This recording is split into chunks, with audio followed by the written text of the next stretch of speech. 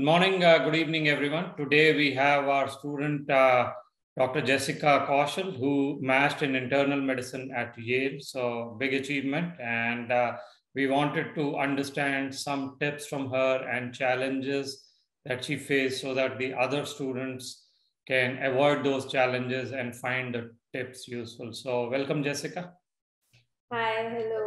Hi everyone, I'm Jessica Kaushal and I matched in internal medicine at Yale Bridgeport Hospital. Thank you for having me here. So thank you, Jessica. So let's start with your profile, your college year of graduation, and then we'll dig into the challenges step by step.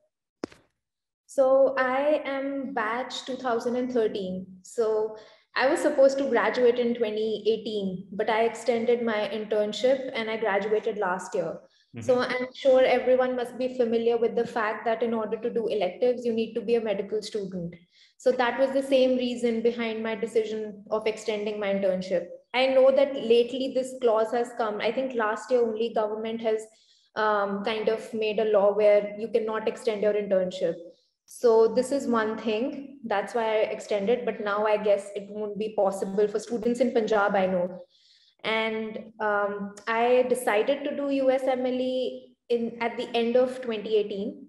So I would say I started my preparation in January 2019. And by 2021 March, I was done with my step 1 and step 2 with one rotation. And rest of the rotations I did in 2021 last year. And then I took my step 3 this year in 2022 March. Yeah. So now let's talk about the challenges. I think the first challenge we wanted to discuss was you started relatively late in your USMLE journey. So walk us through why the lack of guidance that you had, and then maybe we'll talk about step 1 resources and things like that. So honestly, USMLE was not on my mind, even during internship. And I had some plans of changing my career altogether, but that's a separate story. So after that, in mid 2018, I came across many people who were deciding to pursue USMLE, and I did find it interesting that maybe I should give it a shot because that kind of coincides with the way I like to study. And Indian PG, I never really was inclined towards it. So that's the time when I actually decided. Then I took 12 months to prepare for my step 1. I know it's a lot of time, but I had to start from scratch. I had to build a good base. Then I scored well in step 1, and then I decided that, okay, I'll stick to USMLE. I remember that I took NEET PG as well. After my step 1, and with my step 1 preparation, I got a good rank in NEET PG as well, but I decided I pursue USMLE. Then in June 2020, I started for my CK, I started the CK preparation. And then again, I got involved in writing papers and everything. So my preparation went on for 8 months. And in March 2021, I took my CK exam. After that, I did my other electives, and then I applied for the match. Okay. So that's how my decision got delayed, but then somehow I was able to pass by the process. And in step 1 preparation also, you had a slightly unconventional approach in terms of using the resources. So yes. Do you want to talk about that? Yes, sure. So every now and then I have my juniors, they ask me what resources did you use, and they get baffled that, okay, this doesn't sound familiar to me. So the thing is, everyone that I reached out to, they just told me first aid and UWorld and Kaplan. At that point, Kaplan. I got those materials for myself, but then I tried and tested that what suits me, because so first of all, my approach was question taking. I was not much involved in passive learning. I think when you start doing questions from I remember in January 2019, I started my preparation, and that was the time when I started with UWorld as well. So I really like the process because it's kind of active learning. You're learning, you're making mistakes, and then you feel bad about it, and you actively try to, remember that this is something you're not supposed to do the next time. But at the same time, I did not study FA. So first aid was not my main source. I studied FA barely 2 times, 1.5 times, I remember. My main sources were UWorld and BRS books, the board review series books that is quite famous here. So I did my physiology from there. And I remember that I did my physiology thoroughly from that book. And it helped me not only in the NBME assessments, but also in the final step 1. There are actually questions that are not mentioned anywhere else, but in the BRS, and it's this thin book. It's actually less material than Kaplan. I did Pathoma, and I also did Golgian. And I did not use the audio, but I read that book like twice or thrice. So I was thorough with patho and physio. For neurology, I did Dr. Najib videos. I gave in my everything in understanding those videos. I made handwritten notes, and trust me, I could solve majority of questions. Neurology has never been a problem for me because of those videos. For embryology, I again used BRS. And what else is left? Microbiology, I used CMMRS. So CMMRS stands for Clinical Microbiology Made Ridiculously Simple. I know I was told that sketchy micro is also something that's in the market, but I didn't like it much. I mean, creating picture memory of almost everything, that can get confusing. So CMMRS is a really good book. I read it just once because it creates a very good base. After that, the questions are sufficient. So I actually used to score well in micro because of that book. Then I'm left with anatomy. Anatomy was something that I was doing from FA only because there's not much you can do. And also for, I would suggest that for musculoskeleton, there is this system in step 1. Try to look at online pictures, X-rays and like radiographic images, CT scans, because they definitely show up in exam.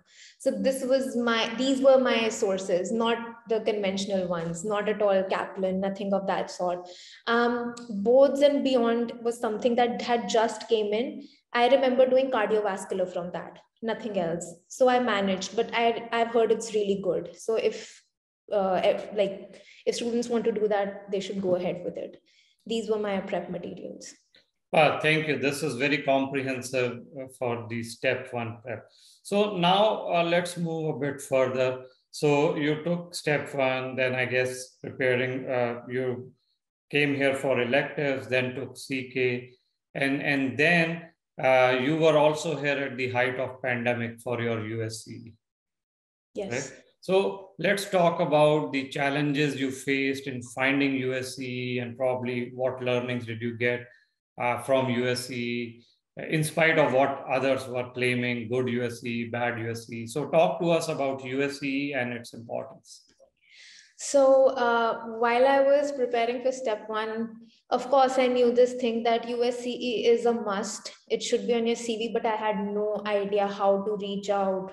Because I mean, in India, I know about India, there is not this culture of emailing, sending out applications. I'm not used to that culture. So initially, it was very confusing for me.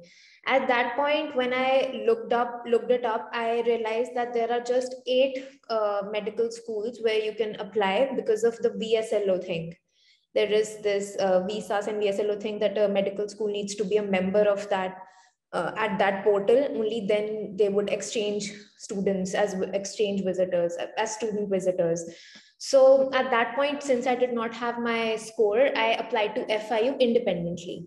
And at that point, I felt that, okay, I know how to apply. Once I have my score and my TOEFL result, I would apply to good places like Kansas, UNC. But then COVID happened and I got a notice from them that they won't be accepting students till end of 2022. After that, I was actually really confused how to go about it.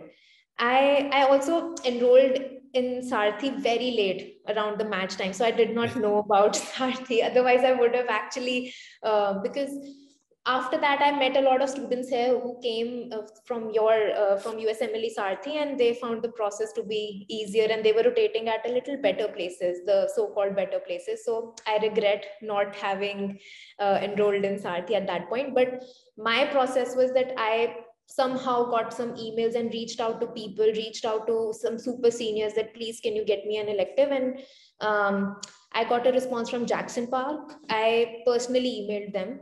And once I was in Chicago doing Jackson Park rotations, I talked to Dr. Lazarevich. Now, the thing was that on online forums, everyone was talking bad about these rotations. They were like, they are not recognized, they don't have residency programs at these places. So it would backfire you. Having these places in your CV would actually ruin your CV. But honestly, inside my heart, I was like, I just need to just put a tick mark and just move ahead. And I should not let these comments get to my head, because I was in the situation of beggars can't be choosers. So I went ahead with those USCEs, and yeah, that's it. That's how I got the clinical rotations, and I was done with that part. But it was a struggle. Yeah. Yep. No, thank you. Thank you.